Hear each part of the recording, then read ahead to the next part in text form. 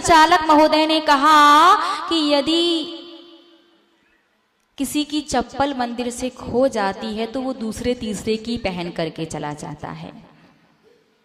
बहुत से लोग करते हैं, हमें पाप क्यों लगेगा, हमारी भी तो कोई पहन गया है ना। तो आपको पता है 3 चीजें ऐसी हैं जो गृहस्थ को दूसरों की चोरी नहीं करनी चाहिए। चोरी का तात्पर्य बिना पूछे लेना भी चोरी ही कहलाता है।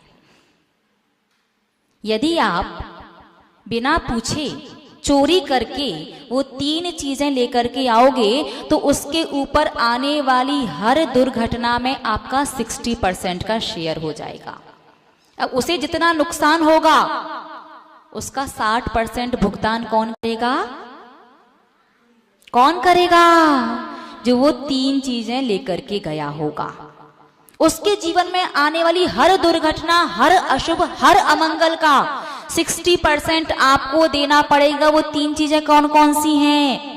पहली, किसी की भी चप्पल, कितनी भी अच्छी ब्रांड की नई और कितनी भी अच्छी क्यों ना हो, आपकी खो गई है तो आप नंगे पांव आ जाना, लेकिन कभी भी किसी की भी चप्पल बिना पूछे नहीं पहन करके जाना। या तो बाद में बता देना जिसकी पहन करके, यदि आपको पता है ये चप्पल किसकी है तो उसे बता दो या बाद में बता देना तो चलेगा। लेकिन आपने इसलिए पहन ली कि हमारी खो गई है, या इसलिए पहन ली कि दूसरे को पता ही नहीं हम किसकी पहन के जा रहे हैं, तो कोई बात नहीं। देखो, एक चप्पल से जिंदगी नहीं कटेगी, लेकिन जिसकी चप्पल आप पहन करके गए हो उसकी तो एकदम मजे ही मजे हैं, है ना। 100-200 की चप्पल में 60% अशुभ घटनाएं, 60% दुर्घटनाएं और 60% का अमंगल आपसे फ्री, दूर चला गया। किसी की भी चप्पल चोरी करना, किसी के भी बाल, वैसे बाल चोरी करता नहीं है कोई, लेकिन होता ना, वो पहले हुआ करता था, बालों को बेचकर वो गुड़िया के बाल आते थे, कैंडी फ्लॉस, है ना, गुड़िया के बाल समझते? हाँ, वो पहले के समय हुआ करता था कि वो बालों को दे दो तो वो कैंडी फ्लॉस दे देता था।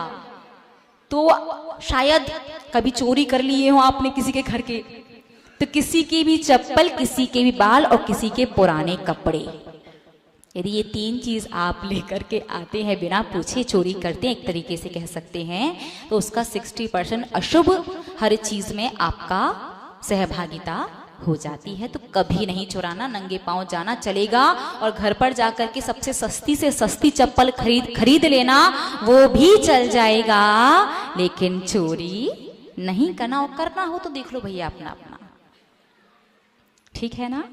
तो बात समझ में आई कि सोने से पहले और जगने के बाद कायुसर्ग जरूर करना है। और कायुसर्ग में 3 बातों का ध्यान रखना है। पहली बात, उंगली नहीं चलानी है। दूसरी बात, मुंह नहीं चलाना है। और तीसरी बात, हिलना भी नहीं है। इस प्रकार से यदि आप कायुसर्ग करते हैं तो निश्चित रूप से वो छोटी सी गलतियां, वो छोटे से पाप, जिनका आप प्रायश्चित ले पाए या ना ले पाए, लेकिन वो सारा अपराध क्षय हो जाता है।